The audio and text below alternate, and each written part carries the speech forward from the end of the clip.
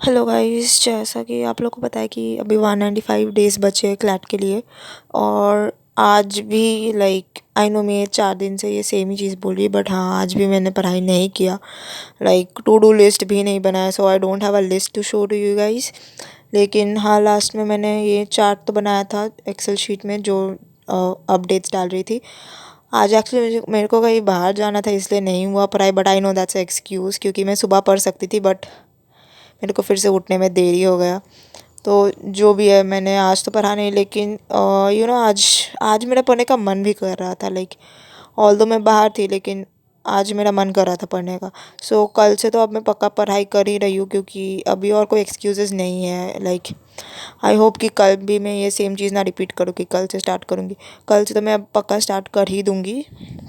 So that's it for today.